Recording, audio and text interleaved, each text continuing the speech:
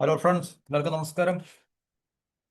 നമ്മളുടെ ഇന്നത്തെ ചിന്താ വിഷയം നമ്മളുടെ സൈന്യത്തിന്റെ, നമ്മുടെ ഇന്ത്യൻ സേനയുടെ, പ്രത്യേകിച്ച് വ്യോമസേനയുടെ ഒരു ഏറ്റവും വളരെ നമുക്ക് ആവശ്യമായി മാറിയിരിക്കുന്ന ഒരു സംവിധാനത്തെക്കുറിച്ചാണ് നമ്മൾ ഇന്ന് ഇവിടെ സംസാരിക്കുന്നത്. നമുക്കറിയാം, നമ്മളുടെ ഇന്ത്യൻ വ്യോമസേന ലോകത്തിലെ തന്നെ ഏറ്റവും മികച്ച ഒരു വ്യോമസേനകളിൽ ഒന്നാണ്. ഏറ്റവും നാലാമത്തെ വലിയ വ്യോമസേനയാണ് ലോകത്തിലെ ഇന്ത്യൻ എയർഫോഴ്സ്. ഒരുപക്ഷെ അമേരിക്ക, റഷ്യ, ചൈന ഇത് കഴിഞ്ഞാൽ പിന്നെ നാലാമത്തെ ഏറ്റവും വലിയ. സൈസ് കൊണ്ടല്ല, കാരണം നമ്മളുടെ കഴിവ് കൊണ്ടും പ്രാഗൽഭ്യം കൊണ്ടും ഒക്കെ തന്നെ ലോകത്തിലെ ഏറ്റവും നല്ല പൈലറ്റുമാരിൽ അല്ലെങ്കിൽ പൈലറ്റുമാരുള്ളത് നമ്മളുടെ സേനയ്ക്കാണെന്നും പറയുന്നുണ്ട്. ഓക്കെ, അപ്പൊ ഇതൊക്കെ നമുക്കൊരു മുതൽക്കൂട്ടാണ്. നമുക്ക് തീർച്ചയായിട്ടും നമ്മളെ ഇപ്പോൾ രാജ്യത്തിന് അല്ലെങ്കിൽ ഇന്ത്യക്ക് നേരിടേണ്ടി വരുന്ന പ്രശ്നങ്ങൾ പാകിസ്ഥാനിൽ നിന്നാണ് പ്രാഥമികമായിട്ടും. പിന്നെ നമുക്ക് ചൈന ഉണ്ട്, നമ്മളുടെ എന്താണ് പറയുന്നത്, അത്രയ്ക്ക് അയൽ രാജ്യമാണെങ്കിൽ തന്നെയും ഒരുപക്ഷെ നമുക്കൊരു വിശ്വസനീയമായിട്ടുള്ള ഒരു അയൽ രാജ്യമായിട്ട് ചൈന നമുക്ക് കൺസിഡർ ചെയ്യാൻ സാധിക്കത്തില്ല.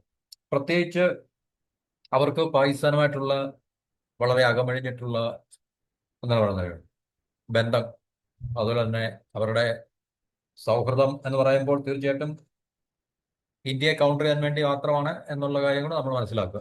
ചൈനയുടെ അഭിലാഷങ്ങൾ നേടുക, അറ്റ് ദ സെയിം ടൈം ഇന്ത്യയുടെ താല്പര്യങ്ങൾക്ക് വിഘാതം സൃഷ്ടിക്കുക എന്നുള്ള ഒരു ധാരണയുടെ അടിസ്ഥാനത്തിലാണ് അവർ തമ്മിലുള്ള പരസ്പര ബന്ധങ്ങൾ. അത് ഇന്ത്യയെ സംബന്ധിച്ച് വളരെയധികം പ്രശ്നങ്ങൾ ഉണ്ടാക്കുന്ന ഒരു കൂട്ടുകെട്ടാണ്. അതുകൊണ്ട് ഇന്ത്യക്ക് നമ്മളുടെ സൈന്യത്തിന്റെ പ്രതിരോധ മേഖലയുടെ ശക്തിയെ വർദ്ധിപ്പിക്കുക എന്നുള്ളത് നമ്മളെപ്പോഴും സംസാരിക്കുന്ന ഒരു വിഷയമാണ്. അപ്പൊ ഇവിടുത്തെ നമ്മുടെ വിഷയം എന്ന് പറഞ്ഞാൽ, നമുക്കറിയാം, ഫ്രാൻസിൽ നിന്ന് നമ്മൾ റഫേൽ 114 ഫൈറ്റർ ജെറ്റ്സ് മേടിക്കുവാൻ വേണ്ടി ഏകദേശം അതിന്റെ ധാരണയിലൊക്കെ എത്തിയിട്ടുണ്ട്. അത് നമ്മുടെ സേനയെ സംബന്ധിച്ച് വളരെ അത്യാവശ്യമാണ്. കാരണം എപ്പോഴും നമ്മൾ പറയുന്നുണ്ട്, നമ്മുടെ സേനയ്ക്ക് ആവശ്യമായിട്ടുള്ള സ്ക്വാഡ്രൺ 40 നമ്മൾ വെച്ചാൽ തന്നെയും ഏകദേശം 30 താഴെയുള്ള ഫലത്തിൽ ഇഫക്റ്റീവായിട്ടുള്ള നമ്മുടെ സ്ക്വാഡ്രൺസ് വന്നതാണ്. 42.5 എങ്ങാണ്ടാണ് നമുക്ക് ശരിക്കും ഒരു നിശ്ചയിക്കപ്പെട്ടിട്ടുള്ളത്. പക്ഷെ അത്രയൊന്നും സ്ക്വാഡ്രൺ നമുക്കെല്ലാം 30 തന്നെ കഷ്ടിച്ച് സ്ക്വാഡ്രൺസ് ഇല്ല. നമുക്ക് ഏതാണ്ട് 28, 29 സ്ക്വാഡ്രൺസ് നമ്മളിൽ ശരിക്കും കണക്ക് കൂട്ടിയാൽ നമുക്ക് ഉണ്ടാകത്തുള്ളൂ. അതിൽ തന്നെ നമുക്ക് നമ്മളുടെ ഒത്തിരി പിന്നെ ഫൈറ്റർ എയർക്രാഫ്റ്റ് ഒക്കെ വളരെയധികം ഏജ്ഡ് ആയിട്ടുള്ളതാണ്. അപ്പൊ അതിനെയൊക്കെ നമുക്ക് റീപ്ലേസ് ചെയ്യേണ്ട സമയങ്ങളൊക്കെ ആയിട്ടുണ്ട്. അപ്പൊ അതുകൊണ്ട് തീർച്ചയായിട്ടും ഇന്ത്യ ഈ ഒരു മേഖലയിലെ വളരെ കടുത്ത വെല്ലുവിളികൾ നേരിടുന്ന ഒരു സാഹചര്യമാണ്. അപ്പൊ അങ്ങനെയുള്ള ഒരു സാഹചര്യം നമ്മൾ നേരിടുമ്പോൾ നമ്മളുടെ അയൽ രാജ്യമായിട്ടുള്ള ചൈന ഈ പറഞ്ഞ മേഖലകളിലൊക്കെ തന്നെ വളരെ അഡ്വാൻസ്ഡ് ആയിട്ടുള്ള മുന്നേറ്റങ്ങൾ അവർ നടത്തി കഴിഞ്ഞിട്ടുണ്ട്.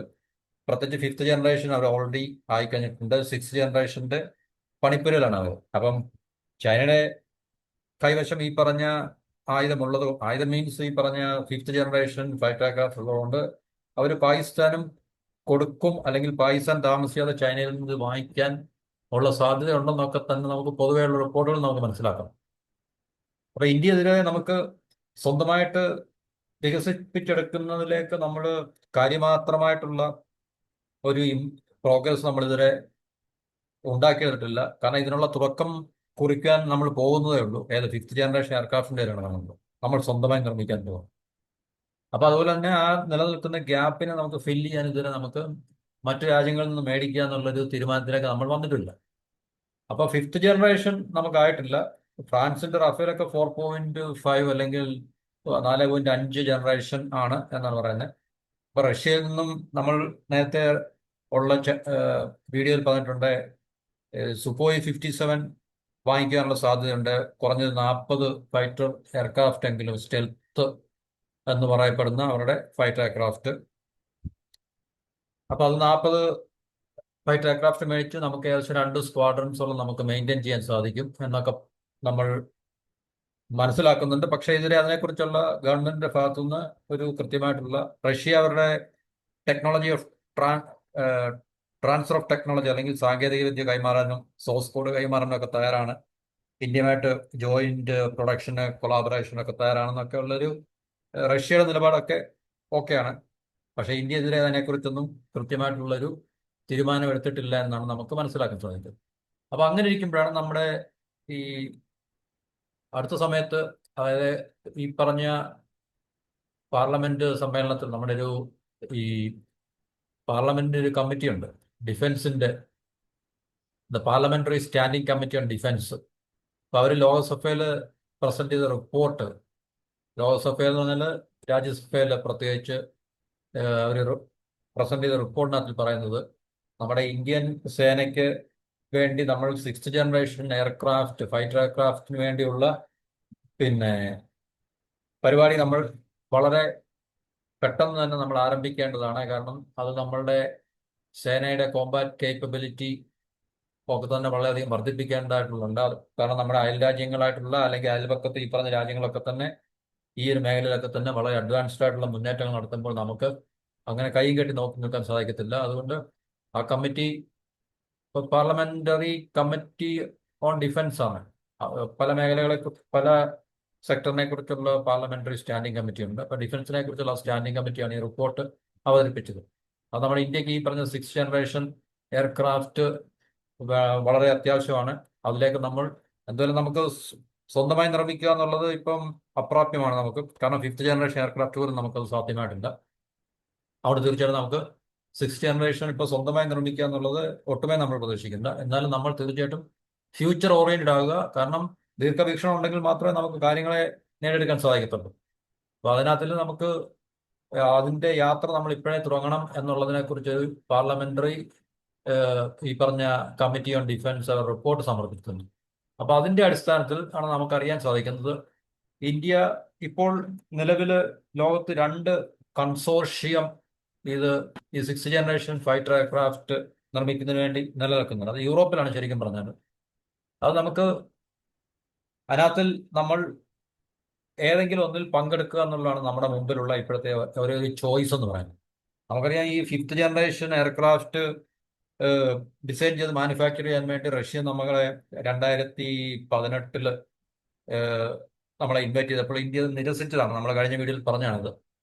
അത് പല കാരണങ്ങളുണ്ട്. കാരണം ഇന്ത്യക്ക് നമ്മളങ്ങനെ നിരസിക്കുക എന്ന് പറഞ്ഞു കഴിഞ്ഞാൽ നമുക്കിപ്പോൾ റഷ്യ ആണെന്ന് പറഞ്ഞാൽ നമുക്ക് എല്ലാം സ്വീകരിക്കാൻ സാധിക്കത്തുള്ളൂ. അതിനകത്ത് ഇന്ത്യക്ക് ഇന്ത്യയിലുള്ള കൺസേൺസ് ഒക്കെ ഉണ്ടായിരുന്നു. അതിന്റെ കോസ്റ്റ്, അതിന്റെ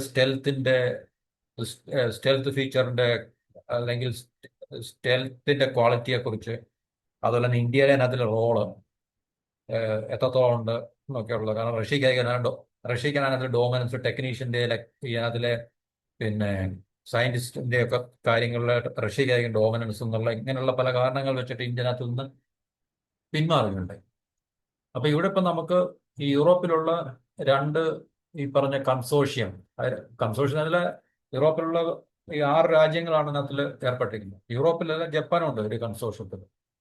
അതായത് ഈ പറഞ്ഞ കൺസോർഷ്യത്തിൽ ഒന്ന് യുണൈറ്റഡ് കിങ്ഡം, ഇറ്റലി, ജപ്പാൻ, ഈ 3 രാജ്യങ്ങൾ ചേർന്നാണ് ഒരു കൺസോർഷ്യം. അതായത് സിക്സ് ജനറേഷൻ എയർക്രാഫ്റ്റ് ഉണ്ടാക്കാൻ വേണ്ടി അവരുടെ ഒരു കൂട്ടായ്മ, ജോയിന്റ് കൊളാബറേഷൻ എന്നുള്ളതാണ്, ജോയിന്റ് വെഞ്ചർ. മറ്റൊരെണ്ണം ഫ്രാൻസ്, ജർമ്മനി, സ്പെയിൻ. ഈ 2 കൺസോർഷ്യം സിക്സ് ജനറേഷൻ എയർക്രാഫ്റ്റ് ഉണ്ടാക്കാൻ വേണ്ടി ഇപ്പോൾ നിലവിലുണ്ട്. അപ്പൊ ഇന്ത്യ ഇതിനകത്തിൽ ഏതെങ്കിലും ഒന്നിൽ പങ്കെടുത്ത് നമ്മൾ ഈ സിക്സ് ജനറേഷൻ എയർക്രാഫ്റ്റിന് വേണ്ടി നമ്മൾ അതിനുള്ള ഒരു എന്താ പറയുന്നത് പ്രോഗ്രാം നമ്മൾ തുടങ്ങണം എന്നുള്ളതാണ് ഇപ്പൊ നമ്മുടെ രാജ്യത്ത് ഉള്ളൊരു എന്താ പറയുന്നത് അതിനെക്കുറിച്ചുള്ളൊരു അഭിപ്രായം അല്ലെങ്കിൽ ഒരു പ്രതികരണം എന്ന് പറഞ്ഞത്. അപ്പൊ അത് നമ്മുടെ ഈ സിക്സ് ജനറേഷൻ ഫൈറ്റർ എയർക്രാഫ്റ്റ് ഇപ്പോഴെങ്കിലും നമ്മൾ അതിനകത്തിൽ ഒരു പാർട്ടിസിപ്പന്റ് ആയി കഴിഞ്ഞാൽ മാത്രമേ ഇത് പെട്ടെന്ന് നമുക്ക് സാധിച്ചെടുക്കാൻ. കാരണം നമുക്കറിയാം ഇതൊന്നും ഈസി ആയിട്ട് ചെയ്തെടുക്കാൻ കഴിയുന്ന കാര്യമല്ല. കാരണം വളരെ അഡ്വാൻസ്ഡ് ആയിട്ടുള്ള ടെക്നോളജീസ് ഉൾപ്പെടുന്നതാണ്. അതുകൊണ്ട് തീർച്ചയായിട്ടും ഇതിനെ ഒത്തിരി വർഷം തന്നെ റിസർച്ച് ആൻഡ് ഡെവലപ്മെന്റ് ചെയ്താൽ മാത്രമേ ഇതിന്റെ ഒരു ഫൈനൽ നമുക്ക് എത്തിച്ചേരാൻ സാധിക്കത്തുള്ളൂ. ഒരു പ്രോട്ടോടൈപ്പ് എങ്കിലും ഉണ്ടാക്കുന്ന രീതിയിലൊക്കെ നമുക്ക് എത്തിച്ചേരണമെങ്കിൽ വർഷങ്ങളോളം നിലനിൽക്കുന്ന റിസർച്ച് ആൻഡ് ഡെവലപ്മെന്റോ അല്ലെങ്കിൽ സയന്റിഫിക് ആയിട്ടുള്ള റിസർച്ചും അല്ലെങ്കിൽ അതിനകത്തുള്ള ഇൻവോൾവ്മെന്റ് ഒക്കെ ഉണ്ടെങ്കിൽ നമുക്ക് പറ്റത്തുള്ളൂ. ഒരുപക്ഷെ ഇപ്പോൾ തുടങ്ങിയാലായിരിക്കും നമുക്ക് 2040 ആകുമ്പോഴത്തേക്ക് ഒരുപക്ഷെ ഇത് ഫിനിഷ് ചെയ്യാൻ സാധിക്കും. അപ്പൊ ഇങ്ങനെയുള്ള 2 കൺസോർഷ്യം ഇപ്പൊ നിലവിലുണ്ട്. അപ്പൊ ഏതെങ്കിലും ഒരു കൺസോർഷ്യത്തിൽ നമ്മൾ ഈ സിക്സ് ജനറേഷൻ എയർക്രാഫ്റ്റിന്റെ എന്താണ് പറയുന്നത് മാനുഫാക്ചറിങ് അല്ല, ശരിക്കും പറഞ്ഞാൽ അതിനുവേണ്ടിയുള്ള തുടക്കം കുറിക്കുന്നതിന് വേണ്ടിയുള്ള രണ്ട് കൺസോർഷ്യം, അതിനകത്തിൽ ഏതെങ്കിലും ഒന്നിൽ നമ്മൾ ജോയിൻ ചെയ്യണമെന്നാണ് ഇപ്പോൾ പൊതുവെ നിലനിൽക്കുന്ന ഒരു അഭിപ്രായം എന്ന് പറയുന്നത്. അപ്പോൾ ഈ രണ്ട് കൺസോർഷ്യവും സിക്സ് ജനറേഷൻ എയർക്രാഫ്റ്റ് ഡെവലപ്പ് ചെയ്യാൻ വേണ്ടിയുള്ളതാണ്. അപ്പോൾ അതിനകത്ത് നമ്മൾ ജോയിൻ ചെയ്ത് കഴിഞ്ഞാൽ എന്താ നമുക്ക് ഒറ്റയ്ക്ക് സാധിച്ചെടുക്കുക എന്നുള്ള കാര്യം വളരെ ബുദ്ധിമുട്ടാണ്. കാരണം ഫിഫ്ത്ത് ജനറേഷൻ എയർക്രാഫ്റ്റിന്റെ കാര്യത്തിൽ നമുക്കറിയാം, അതുവരെ നമ്മൾ സ്റ്റാർട്ട് ചെയ്തിട്ട് പോലുമില്ല. അപ്പോൾ അതിനകത്തിൽ നമ്മൾ ഒരു ചെറിയൊരു തുടക്കം മാത്രമേ നമ്മൾ അതിനകത്തിൽ ആയിട്ടുള്ളൂ നമുക്ക്. അപ്പോൾ അതുകൊണ്ട് തീർച്ചയായിട്ടും അങ്ങനെയുള്ളൊരു കാര്യം ഫിഫ്ത്ത് കഴിഞ്ഞാൽ നമുക്ക് സിക്സ് ജനറേഷൻ നമുക്ക് പോകാൻ സാധിക്കത്തുള്ളൂ. അപ്പോൾ ഇന്ത്യൻ സേനയ്ക്ക് ഇതുവരെ fifth generation aircraft, fighter aircraft മറ്റ് രാജ്യങ്ങളിൽ നിന്ന് മേടിക്കാൻ പോലും നമ്മൾ ഇതുവരെ തീരുമാനം ആയിട്ടില്ല. അപ്പോൾ അങ്ങനെയുള്ള ചില ഒത്തിരി പ്രതിസന്ധികൾ അല്ലെങ്കിൽ സങ്കീർണമായിട്ടുള്ള ചില സാഹചര്യങ്ങൾ ഇന്ത്യയിൽ ഇപ്പം നിലനിൽക്കുന്നുണ്ട്. അവിടെ തീർച്ചയായിട്ടും ഈ പറഞ്ഞ ഈ പാർലമെന്ററി സ്റ്റാൻഡിംഗ് കമ്മിറ്റി അല്ലെങ്കിൽ നമ്മളുടെ ചീഫ് ഓഫ് ഡിഫൻസ് സ്റ്റാഫ് പറയുന്നത് നമ്മൾ ഇതിനകത്തിൽ ഏതെങ്കിലും ഒരു കൺസോർഷ്യത്തിൽ ഇമ്മീഡിയറ്റ് ആയിട്ട് സമയം കളയാതെ നമ്മൾ ജോയിൻ ചെയ്യണം എന്നുള്ളതാണ്. അപ്പോൾ ഇവർ രണ്ടുപേരുടെ രണ്ട് പ്രോഗ്രാമാണ്. സിക്സ്ത് ജനറേഷൻ എയർക്രാഫ്റ്റിന് വേണ്ടിയാണ് ഇവർ രണ്ടുപേരും ഈ കൺസോർഷ്യം ഉണ്ടാക്കിയിട്ടുള്ളത്. UK-യുടെയും ഇറ്റലിയുടെയും ജപ്പാന്റെയും എന്ന് പറഞ്ഞു കഴിഞ്ഞാൽ ഗ്ലോബൽ കോമ്പാറ്റ് എയർ പ്രോഗ്രാം എന്ന് പറഞ്ഞൊരു പ്രോഗ്രാമാണ്. അതുപോലെ തന്നെ ഫ്രാൻസിന്റെയും ജർമ്മനിയുടെയും സ്പെയിൻ്റെയും എന്ന് പറഞ്ഞു കഴിഞ്ഞാൽ ഫ്യൂച്ചർ കോമ്പാറ്റ് എയർ സിസ്റ്റം എന്നുള്ള പേരിലുള്ള രണ്ട് സെയിം ഒരേ ലക്ഷ്യത്തിലേക്കാണ്, പക്ഷെ രണ്ട് ഡിഫറെന്റ് പ്രോഗ്രാം ആയിട്ടാണ്. അപ്പം അത് ഡെവലപ്പ് ഈ സിസ്റ്റം ഓഫ് സിസ്റ്റംസ്, ഇന്ന് ലോകത്തിൽ നിലവിലുള്ള എല്ലാ സിസ്റ്റത്തിനേക്കാളും ഏറ്റവും മെച്ചപ്പെട്ട സിസ്റ്റം എന്ന് പറയുന്ന രീതിയിലുള്ള ഒരു വെപ്പൺ അല്ലെങ്കിൽ എന്താ പറയുന്നത് ഫൈറ്റർ എയർക്രാഫ്റ്റ് ആയിരിക്കും. അതിൻ്റെ ഡെവലപ്മെന്റിന് വേണ്ടി അല്ലെങ്കിൽ അതിൻ്റെ ആ ഒരു പൂർത്തീകരണത്തിന് വേണ്ടിയാണ് ഈ രണ്ട് കൺസോർഷ്യവും. അപ്പം ഇത് ലക്ഷ്യമിടുന്നത് ഈ 5 ഡൊമൈൻസിനെ, അതായത് air, land, sea, cyber and space, ഈ 5 ഡൊമൈനിനെ ലക്ഷ്യമിട്ടുണ്ട് ആയിരിക്കും. എന്നുവെച്ചാൽ ഈ 5 ഡൊമൈനിലും ഉള്ള അല്ലെങ്കിൽ ഈ 5 ഡൊമൈനിലുള്ള ടെക്നോളജിക്കലായിട്ടുള്ള സാങ്കേതികമായിട്ടുള്ള പിന്നെ സാങ്കേതികത്വം അല്ലെങ്കിൽ ടെക്നോളജി ഉപയോഗപ്പെടുത്തിക്കൊണ്ടായിരിക്കും ഈ സിക്സ്ത് ജനറേഷൻ എയർക്രാഫ്റ്റ് പിന്നെ ഡിസൈൻ ചെയ്യാനും ഡെവലപ്പ് ചെയ്യാനും പോകും. അപ്പോൾ അതുകൊണ്ട് തീർച്ചയായിട്ടും 2040 മാത്രമേ ഒരു പക്ഷേ ഇത് റോൾ ഔട്ട് ചെയ്യാൻ സാധിക്കത്തുള്ളൂ. കാരണം അത്രയും കാലതാമസം എടുക്കേണ്ടി വരും. ഇപ്പൊ തന്നെ 2026 2030 അടുക്കാറായി, പിന്നുള്ള 10 വർഷം. കാരണം ഇതിനകത്തുള്ള റിസർച്ച് ആൻഡ് ഡെവലപ്മെന്റ് എന്ന് പറഞ്ഞാൽ വളരെ നിസ്സാര കാര്യമൊന്നുമല്ല. അതിന് ഒത്തിരി കാലതാമസം എടുക്കേണ്ടി വരും. കാരണം വളരെ സിമ്പിളായിട്ടുള്ള ടെക്നോളജി അല്ലെങ്കിൽ സാങ്കേതിക വിദ്യകൾ ഉപയോഗിച്ചുകൊണ്ടുള്ളതല്ല, വളരെ അഡ്വാൻസ്ഡ് ആയിട്ടുള്ള ഏറ്റവും മികവുറ്റ വളരെ അഡ്വാൻസ്ഡ് ആയിട്ടുള്ള. കാരണം വളരെ അഡ്വാൻസ് എന്ന് പറയുമ്പോൾ നമുക്കറിയാം സമയം മുമ്പോട്ട് പോകുന്നതോറും ഒരു പക്ഷേ ഈ ടെക്നോളജിയിലൊക്കെ ഒത്തിരി മാറ്റങ്ങൾ ഉണ്ടാകും മറ്റു പല രാജ്യങ്ങളിലും. ഇപ്പൊ അമേരിക്ക, ചൈന ഇതുപോലുള്ള രാജ്യങ്ങളിലൊക്കെ തന്നെ. അപ്പോൾ തീർച്ചയായിട്ടും ഇതിനകത്തിലും അതിനനുസരിച്ചുള്ള പരിവർത്തനങ്ങളൊക്കെ നടത്തി മുന്നോട്ട് പോയിക്കൊണ്ടിരിക്കണം. അപ്പൊ അതിൻ്റെതായിട്ടുള്ള കാലതാമസം എന്തെടുക്കും. അപ്പൊ അതുകൊണ്ട് ഈ പറഞ്ഞ സിക്സ് ജനറേഷൻ എയർക്രാഫ്റ്റ് പ്രോഗ്രാമിൽ ഇന്ത്യ പങ്കെടുക്കുക, ഏതെങ്കിലും ഒന്നിൽ പങ്കെടുക്കുക എന്നുള്ളത് ഇന്ത്യയെ സംബന്ധിച്ച് ഏറ്റവും വളരെ അത്യാവശ്യം ആണെന്നാണ് ഈ പാർലമെന്ററി സ്റ്റാൻഡിംഗ് കമ്മിറ്റി പാനൽ അല്ലെങ്കിൽ ഈ പറഞ്ഞ ഇത് ഗവൺമെന്റ് ശരിക്കും പറഞ്ഞ അഡ്വൈസറി ബോർഡ് പോലാണ് ഈ പാർലമെന്ററി കമ്മിറ്റീസ്. അത് പല മേഖലകളിലുണ്ട്. നമ്മുടെ ഫോറിൻ പോളിസിയെ കുറിച്ചുണ്ട്, അല്ലെങ്കിൽ മറ്റ് അഗ്രികൾച്ചറിനെ കുറിച്ച് കാണും, ട്രേഡിനെ കുറിച്ച് കാണും, എക്കോണമിയെ കുറിച്ചാണ്, ഫൈനാൻസിനെ കുറിച്ചാണ്. അങ്ങനെ വ്യത്യസ്തമായിട്ടുള്ള മേഖലകൾ ഈ സ്റ്റാൻഡിംഗ് കമ്മിറ്റിയിൽ ഉണ്ടാകും. ഇത് നമ്മുടെ ഡിഫൻസിനെ കുറിച്ചുള്ള, നമ്മുടെ പ്രതിരോധത്തെ കുറിച്ചുള്ള സ്റ്റാൻഡിംഗ് കമ്മിറ്റിയാണ്. അപ്പോൾ അവരാണ് ഈ റിപ്പോർട്ട് വെച്ചിരിക്കുന്നത്. അപ്പം അതിനകത്തിലെ തീർച്ചയായിട്ടും പാർലമെന്റിലെ മെമ്പേഴ്സ് ആയിരിക്കും അതിലെ പാർട്ടിസിപ്പേറ്റിംഗ് മെമ്പേഴ്സ് എന്ന് പറയുന്നത്. രാജ്യസഭയിലും ലോക്സഭയിലും ഒക്കെയുള്ള ഈ MP-മാർ അല്ലെങ്കിൽ മെമ്പർ ഓഫ് പാർലമെന്റ് തന്നെ ആയിരിക്കും അതിൽ ഈ കമ്മിറ്റിക്കകത്തിലുള്ളതാണ്. അപ്പം അവരവരുടെ പിന്നെ എന്താണ് പറയുന്നത്, അവരതിനെക്കുറിച്ച് പഠനം നടത്തി ഏതെങ്കിലും ഒരു പ്രത്യേക ഒരു സബ്ജക്റ്റിനെ കുറിച്ചാണ് അവർ വിഷയം അവതരിപ്പിക്കുന്നതെങ്കിൽ അതിനെക്കുറിച്ച് അവർ പഠിച്ചിട്ട് ആ റിപ്പോർട്ട് പാർലമെന്റിൽ സമർപ്പിക്കുക, അല്ലെങ്കിൽ അതുമായിട്ട് ബന്ധപ്പെട്ട ഗവൺമെന്റിന്റെ ബ്രാഞ്ചിന് സമർപ്പിക്കുക എന്നുള്ളതാണ് അവരുടെ ഉത്തരവാദിത്വം എന്ന് പറഞ്ഞാൽ. അപ്പൊ ഇത് തീർച്ചയായിട്ടും നമുക്ക് ഇന്ത്യയെ സംബന്ധിച്ച് വളരെ അത്യാവശ്യമായിട്ടുള്ള കാര്യമാണ് ഈ ഇതിനകത്തിൽ ജോയിൻ ചെയ്യുക എന്നുള്ളത്. കാരണം ജപ്പാൻ, ഈ പറഞ്ഞ രാജ്യങ്ങളെല്ലാം തന്നെ വളരെ അഡ്വാൻസ്ഡ് ആയിട്ടുള്ള രാജ്യങ്ങളാണ്. France, Britain, Germany, Italy, Spain, Japan, ഈ 6 രാജ്യങ്ങളും വളരെ അഡ്വാൻസ്ഡ് ആയിട്ടുള്ള രാജ്യങ്ങളാണ്. ടെക്നോളജിക്കലി എല്ലാം തന്നെ അവരെ മുൻപന്തിയിൽ നിൽക്കുന്ന രാജ്യങ്ങളാണ്. അത് തീർച്ചയായിട്ടും ഇന്ത്യക്ക് ഇതിലേതെങ്കിലും ഒരു കൺസോർഷ്യത്തിനകത്തിലും ജോയിൻ ചെയ്യുന്നതിനകത്തിൽ യാതൊരു നമുക്ക് പ്രശ്നം ഉള്ളതായിട്ട് നമുക്ക് തോന്നുന്നില്ല. അപ്പോൾ ഇന്ത്യ ഓൾറെഡി നമ്മളുടെ AMC അല്ലെങ്കിൽ അഡ്വാൻസ്ഡ് മീഡിയം കോമ്പാറ്റ് എയർക്രാഫ്റ്റ്, അത് 5th ജനറേഷൻ ആണ്. അപ്പോൾ അതിനുവേണ്ടിയുള്ള പരിപാടികൾ നമ്മൾ ആരംഭിച്ചു കഴിഞ്ഞു. ഈ പറഞ്ഞ AMCAക്ക് വേണ്ടി അത് ഇന്ത്യയിൽ നമ്മൾ നിർമ്മിക്കുന്നതാണ്. ഇന്ത്യയിൽ നമ്മൾ നിർമ്മിക്കാൻ വേണ്ടി എന്നുവെച്ചാൽ സ്വദേശീയമായിട്ട് നമ്മൾ നിർമ്മിച്ചെടുക്കാൻ വേണ്ടി നമ്മുടെ 5th ജനറേഷൻ എയർക്രാഫ്റ്റ്, അത് 7 കൺസോർഷ്യം, അതായത് പബ്ലിക് പ്രൈവറ്റ് സെക്ടർ ഫേമിൽ നിന്നുള്ള 7 കൺസോർഷ്യത്തിൽ നിന്ന് 3 എണ്ണത്തെ തിരഞ്ഞെടുത്തിട്ടുണ്ടെന്ന് നമ്മൾ നേരത്തെ വീഡിയോക്കത്തെ പറഞ്ഞാണ്. എന്നുവെച്ചാൽ ഗവൺമെന്റ് 3 കൺസോർഷ്യത്തെ തിരഞ്ഞെടുത്തു. ഗവൺമെന്റ് പറഞ്ഞിട്ടുള്ള മാൻഡേറ്ററി ആയിട്ടുള്ള ക്രൈറ്റീരിയ എല്ലാം മീറ്റ് ചെയ്ത, അല്ലെങ്കിൽ ആ ഒരു മാനദണ്ഡങ്ങളൊക്കെ മീറ്റ് ചെയ്യാൻ കഴിഞ്ഞ 3 കൺസോർഷ്യത്തെ ഗവൺമെന്റ് തിരഞ്ഞെടുത്തു. അതിലൊന്ന് ടാറ്റ അഡ്വാൻസ് സിസ്റ്റം ലിമിറ്റഡ് ആണ്. രണ്ടാമത്തെ consortium Larsen and Toubro with Bharat electronics limited, അത് നമ്മുടെ പൊതുമേഖലാ സ്ഥാപനമാണ്. പിന്നെ മൂന്നാമത്തെ ഭാരത് ഫോർജ് ലെഡ് കൺസോർഷ്യം. അങ്ങനെ 3 കൺസോർഷ്യത്തെയാണ് അവസാനമായി തിരഞ്ഞെടുത്തത്. ഇനി അതിനകത്ത് ഒരാളെ ഷോർട്ട് ലിസ്റ്റ് ചെയ്യും തീർച്ചയായിട്ടും.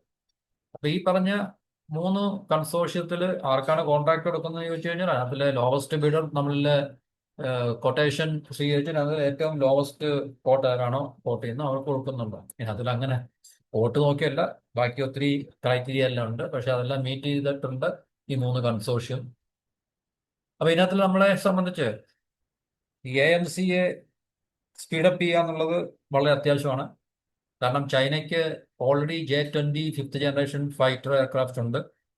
അതുപോലെ തന്നെ J-35 സ്റ്റെൽത്ത് ഫൈറ്റേഴ്സ് ഉണ്ട്. അതാണ് പാകിസ്ഥാനെ വാങ്ങാൻ വേണ്ടി കൺസിഡർ ചെയ്യുന്നത്.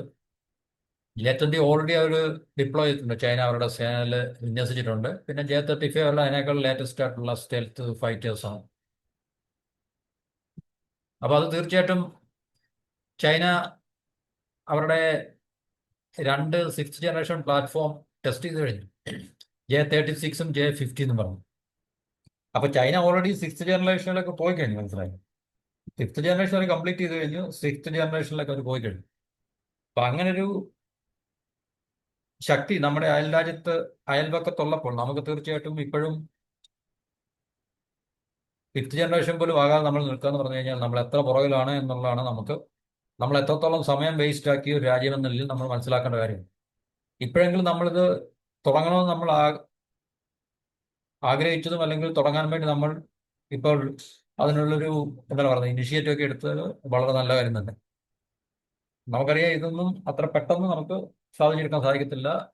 കാരണം ഒത്തിരി ഒത്തിരി ഒത്തിരി ഒത്തിരി പ്രതിബന്ധങ്ങളും അല്ലെങ്കിൽ തിരിച്ചടികളും ഒത്തിരി ജിയോ പൊളിറ്റിക്കലായിട്ട് തന്നെ നമുക്ക് നമ്മുടെ രാജ്യത്തുള്ള പ്രശ്നങ്ങൾ മാത്രമല്ല, ജിയോ പൊളിറ്റിക്കലായിട്ട് തന്നെ നമുക്ക് ഒത്തിരി പ്രശ്നങ്ങൾ നേരിടേണ്ടി വരും. നമുക്കൊരു അമേരിക്ക പോലുള്ള രാജ്യങ്ങളിലേക്ക് സ്വഭാവപ്പെടാൻ മാത്രം പറയത്തില്ല. അവരേതെങ്കിലും തരത്തിലുള്ള സാങ്ഷൻസ് ഒക്കെ ഏർപ്പെടുത്തി കഴിഞ്ഞാൽ പിന്നെ നമ്മുടെ ഈ പരിപാടി മൊത്തം വെള്ളത്തിലാകും. അപ്പം അങ്ങനെയൊക്കെയുള്ള ഒത്തിരി പ്രതിസന്ധികളും സങ്കീർണതകളും നേരിട്ടുകൊണ്ട് മാത്രമേ നമുക്ക് മുന്നോട്ട് പോകാൻ സാധിക്കത്തുള്ളൂ. അപ്പോൾ അവിടെ ഈ പറഞ്ഞ AMCAയുടെ പരിപാടി നമ്മൾ ഗവൺമെന്റ് സ്റ്റാർട്ട് ചെയ്തിട്ടുണ്ട്. ഇപ്പൊ 2029 ഇതിന്റെ പ്രോട്ടോടൈപ്പ്, എന്നുവെച്ചാൽ നമ്മൾ ആദ്യമേ ഉണ്ടാക്കി എടുക്കുന്ന സാധനം ഉണ്ടല്ലോ പ്രോട്ടോടൈപ്പ് എന്ന് പറയുന്നത്, 2029 പ്രതീക്ഷിക്കുന്നത്. 2034 മുമ്പ് ഈ പറഞ്ഞ AMCA ഡെവലപ്മെന്റ് കംപ്ലീറ്റ് ചെയ്യും എന്നാണ് ഗവൺമെന്റ് പറഞ്ഞിരിക്കുന്നത്. അതിന്റെ അടുത്ത വർഷം അത് മാനുഫാക്ചറിങ് അല്ലെങ്കിൽ പ്രൊഡക്ഷനിലേക്ക് മാറും, അല്ലെങ്കിൽ പ്രൊഡക്ഷനിലേക്ക് അത് പ്രൊഡ്യൂസ് ചെയ്യാൻ വേണ്ടി എന്നുവെച്ചാൽ നിർമ്മിക്കാൻ വേണ്ടി അത് തുടങ്ങും. അപ്പൊ നിർമ്മാണത്തിന് മുമ്പുള്ള കാലഘട്ടം വരെയാണ് 2034. എന്നുവെച്ചാൽ ഇവിടെ മുതൽ 8 വർഷത്തോളം എടുക്കും. ഇത് പേപ്പറിൽ എഴുതിയിരിക്കുന്നതാണ്, നമ്മുടെ ബ്ലൂ പ്രിന്റ് ആണത്. ഇതുപോലെ ഉണ്ടാവണമെന്ന് നിർബന്ധമില്ല. 2034 എന്നുള്ളത് ആ ടൈം പീരീഡ് തന്നെ നമുക്ക് ആ ടൈം പീരീഡിൽ തന്നെ ഇത് ഫിനിഷ് ചെയ്യണം നമുക്ക് നിർബന്ധമില്ല. നമ്മുടെ തേജസിന്റെ ഒക്കെ കാര്യങ്ങൾ നമുക്ക് അറിയാവുന്നതാണ്. നമുക്ക് 2024 നമുക്കറിയാം ക്യാബിനറ്റ് കമ്മിറ്റി ഓൺ സെക്യൂരിറ്റി ഇതിനുവേണ്ടി 15,000 കോടി രൂപ അപ്രൂവ് ചെയ്തതാണ്. ഏത് ഈ AMCയുടെ ഡിസൈനും അതുപോലെ തന്നെ പ്രോട്ടോടൈപ്പ് ഡെവലപ്മെന്റിന് വേണ്ടി മാത്രം. ഏകദേശം 120 സ്റ്റെൽത്ത് ഫൈറ്റേഴ്സ്, അതായത് 6 സ്ക്വാഡ്രൺ 2035 മുതൽ ഇന്ത്യൻ എയർഫോഴ്സിന് ലഭിക്കണം അല്ലെങ്കിൽ ഉണ്ടാകണം എന്നുള്ളൊരു മോഡേണൈസേഷൻ മാപ്പ് അനുസരിച്ചാണ് നമ്മളിതെല്ലാം കാര്യങ്ങൾ മുന്നോട്ട് നീക്കുന്നത്. 2035 ഇനിയും 2026 മുതൽ 9 വർഷക്കാലമുണ്ട്. ഈ 9 വർഷം ആകുമ്പോഴത്തേക്ക് നമുക്ക് എയർഫോഴ്സിന് 120 സ്റ്റെൽത്ത് ഫൈറ്റേഴ്സ് എങ്കിലും ഉണ്ടാകണം എന്നുള്ള ഉദ്ദേശത്തോടു കൂടി, ദീർഘവീക്ഷണത്തോടു കൂടിയാണ് ഇതൊക്കെ ചെയ്യാൻ ആരംഭിച്ചിട്ടുള്ളത്. അപ്പോൾ ഇനിയുമുള്ള ഫ്യൂച്ചർ എയർ അല്ലെങ്കിൽ ഫ്യൂച്ചർ വാറിലൊക്കെ എന്ന് പറഞ്ഞാൽ ഏറ്റവും അഡ്വാൻസ്ഡ് ആയിട്ടുള്ള ഇതുപോലുള്ള ഫൈറ്റർ പ്ലെയിൻസ് ഒക്കെ തന്നെ ആയിരിക്കും ഏതൊരു സേനയുടെയും പിന്നെ എന്താ പറയുന്നത് പില്ലർ അല്ലെങ്കിൽ ഫൗണ്ടേഷൻ. അതുപോലെ തന്നെ ഈ പറഞ്ഞ ഈ രണ്ട് സ്ക്വാഡ്രൻസ്, ആദ്യത്തെ രണ്ട് സ്ക്വാഡ്രൻസ് അത് ഈ നമ്മളുടെ AMCയുടെ അമേരിക്കയുടെ F414 എഞ്ചിൻ ആയിരിക്കും ഉപയോഗിക്കുന്നത്. അതായത് MK1 വേർഷനാണ്. പിന്നെ അത് കഴിഞ്ഞ് നമ്മുടെ MK2 വേർഷൻ എന്നുള്ളത് അതിനേക്കാളിലും അല്പം കൂടെ പവർഫുൾ ആയിട്ടുള്ള, അല്പം കൂടെ അല്ല കൂടുതൽ പവർഫുൾ ആയിട്ടുള്ള എഞ്ചിൻ. അത് നമ്മളെ ഫ്രാൻസുമായിട്ടുള്ള കൊളാബറേഷനിൽ കൂടെ നമ്മൾ നിർമ്മിച്ചെടുക്കുന്ന ഒരു എഞ്ചിനായിരിക്കും MK2 വേർഷനിൽ, അല്പം കൂടെ അഡ്വാൻസ്ഡ് ആയിട്ടുള്ള വേർഷനിൽ നമ്മൾ ഉപയോഗിക്കാൻ തീരുമാനിച്ചിട്ടുള്ളത്. അപ്പോൾ ഈ അമേരിക്കയുടെ 414 എഞ്ചിൻ എന്നൊക്കെ പറയുമ്പോൾ നമ്മൾ അമേരിക്കയിൽ നിന്നും നേരിടാൻ പോകുന്ന പ്രശ്നങ്ങൾ നമുക്കറിയാം. അതുകൊണ്ട് ഈ വലിയ വലിയ എന്താണ് നമ്മുടെ ഈ സ്വപ്ന പദ്ധതി നമ്മൾ ഈ പറഞ്ഞ കാലയളവിൽ തന്നെ നമുക്ക് പൂർത്തീകരിക്കാൻ പറ്റുമോ എന്നുള്ളത് നമ്മളുടെ കഴിവിന്റെ പ്രശ്നമല്ല. പക്ഷേ ബാക്കിയുള്ള ഈ പല പ്രതിസന്ധികളുടെയും നടുവിൽ നമ്മൾ നിൽക്കുമ്പോൾ അതിൻ്റെക്ക് എത്രത്തോളം ഈ പറഞ്ഞ സമയബന്ധിതമായിട്ടിത് നമുക്ക് പൂർത്തീകരിക്കാൻ സാധിക്കുമെന്നുള്ളതാണ് ഏറ്റവും സംശയമായിട്ട് നിലനിൽക്കുന്ന ഒരു കാര്യമാണ്. എന്തു തന്നെയായാലും ശരി, ഇന്ത്യക്ക്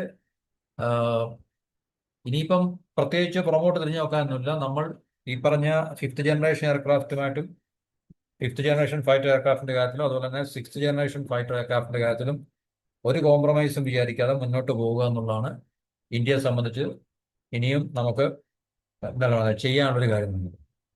സിക്സ് ജനറേഷന്റെ കാര്യത്തിലാണ് നമ്മളിപ്പോൾ ഈ പറഞ്ഞ ടോപ്പിക്ക് പ്രധാനമായിട്ടും ഫോക്കസ് ചെയ്തിരിക്കുന്നത്. അതായത് യൂറോപ്പിലെ ഈ പറഞ്ഞ 5 രാജ്യങ്ങളും ജപ്പാൻ ഉൾപ്പെടുന്ന 2 കൺസോർഷ്യം. ഈ 2 കൺസോർഷ്യത്തിൽ ഏതെങ്കിലും ഒന്ന് നമുക്ക് ഏറ്റവും അനുകൂലമായിട്ട് തോന്നുന്ന, നമുക്ക് സ്വീകരിക്കാൻ കഴിയുന്ന ഒരു കൺസോർഷ്യത്തിൽ പങ്കെടുക്കുക എന്നുള്ളതാണ്. കാരണം ഈ പറഞ്ഞ രാജ്യങ്ങളൊന്നും തന്നെ മോശമല്ല. UK ആയാലും ഇറ്റലി ആയാലും ജപ്പാൻ ആയാലും അതുപോലെ ഫ്രാൻസ് ആയാലും ജർമ്മനി ആയാലും സ്പെയിൻ ആയാലും ഇവരൊക്കെ തന്നെ ടെക്നോളജിക്കലി അല്ലെങ്കിൽ ടെക്നിക്കലി ഒക്കെ തന്നെ വളരെ അഡ്വാൻസ്ഡ് ആയിട്ടുള്ള രാജ്യങ്ങളാണ്. അവരുടെ കയ്യിൽ ടെക്നോളജി ഉണ്ട്. അതുപോലെ തന്നെ ഇന്ത്യയുടെയും കയ്യിൽ നമുക്കുള്ള കഴിവുകളും നമ്മുടെ ടെക്നോളജിയും സ്കില്ലും ഒക്കെ തന്നെ നമുക്ക് കോൺട്രിബ്യൂട്ട് ചെയ്ത് നമുക്ക് ഈ ഒരു പ്രോജക്റ്റിന്റെ ഭാഗമായി കഴിഞ്ഞാൽ തീർച്ചയായിട്ടും നമുക്ക് സിക്സ് ജനറേഷൻ എയർക്രാഫ്റ്റ് ഒരുപക്ഷെ ഈ പറഞ്ഞ സമയത്തിന് മുമ്പ് തന്നെ നേടിയെടുക്കാൻ സാധിക്കുമായിരിക്കും എന്നുള്ള ഒരു പ്രതീക്ഷയോടുകൂടി നമുക്ക് ടോപ്പിക്കോട് അവസാനിപ്പിക്കാം. മറ്റു ടോപ്പിക്കുമായിട്ട് അടുത്ത വീഡിയോയും